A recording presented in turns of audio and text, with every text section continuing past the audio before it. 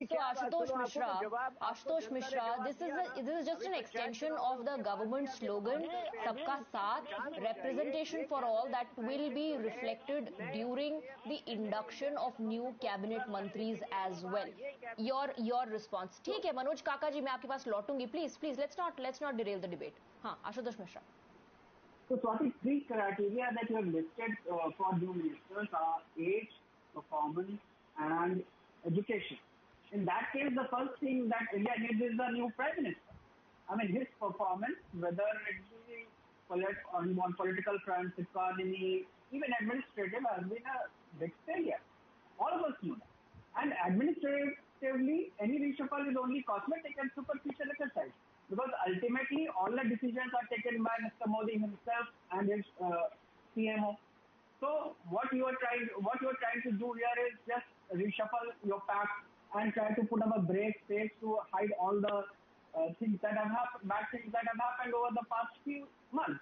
And if you say that these people will be elected keeping the state elections in mind, it's an insult to the voters if you think that by giving someone from their caste, you will be able to get their vote and hope that let's say a voter from UP will forget all those, as one of the earlier speakers was talking about dead bodies in Ganga. I think you are insulting the voters. These are all superficial actions. And this reshuffle in the end is just an exercise to keep the quisling happy. People who have switched sides from, let's say, Congress, or people who are backstabbing their own people, let's say, people in Bihar who have dumped their own party president. So this is will be Mr. Modi's thank you note to them. That's it. Mr. Mishra, there is no threat to the government right now. Government is not in minority. तो जो changes की बात आप कर रहे हैं, I think you'll have to wait. अभी लोकसभा चुनाव बहुत दूर है. But I want to bring in Smita Gupta. Smita Gupta, is that the right way of looking at this reshuffle? If the government and the sources right now at this point in time, the sources are claiming that there's going to be a representation for all communities, people from all these communities are going to be included. That's one message that has been sent out by the government during the appointment of new governors as well. Does that mean appeasement? Does that mean insulting the voters like Mr. Mishra is viewing it?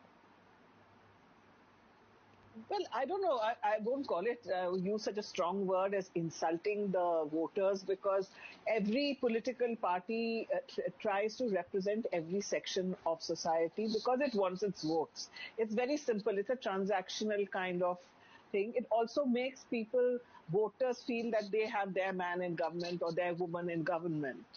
But I would agree with him when he says that if the style of government that we have seen in the last so many years from 2014 is any indication, most decisions will continue to be taken by the Prime Minister with the help of the Home Minister. So in that sense, things will not really change. I really cannot see it, that, whoever may come in, the cabinet or the council of ministers may look younger, fresher, more representative, maybe.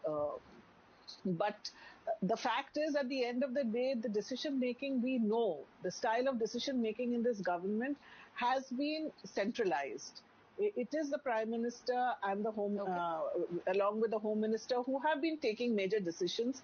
Even senior ministers in this government, who have been the sort of long-time comrades of the Prime Minister and Home Minister, hesitate often to take a different path. We have seen that. You may call that disciplined, you may call that centralized. It depends on you. But I don't think it is that if you make the government more representative in terms of region or caste or religion, that is necessarily an insult. That is how every government, works.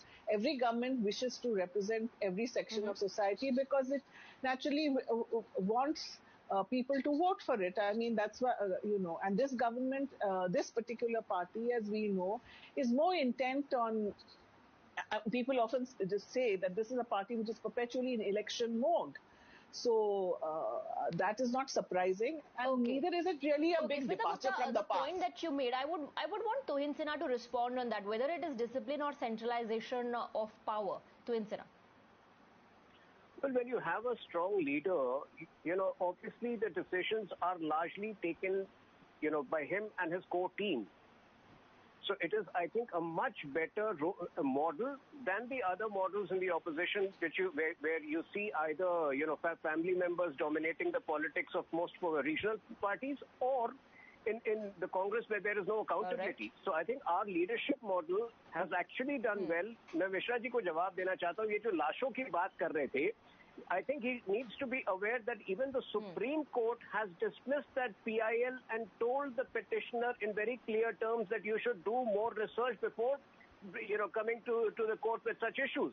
So I think, India has largely done, except for a few weeks when COVID seemed out of control in the second wave. Even today, the death per million is among the lowest in the world, and that shows that our model of leadership has been largely... All right, I have to wrap up the debate, but from what we are picking up from our sources, representation for all and Sabka Saath seems to be the mantra as far as the reshuffle, rejig or this new avatar of the cabinet is concerned. Thank you very much to Tuhin Sinha, Imtiaz Ahmed Ansari, Smita Gupta, Ashutosh Mishra and Manoj Kaka.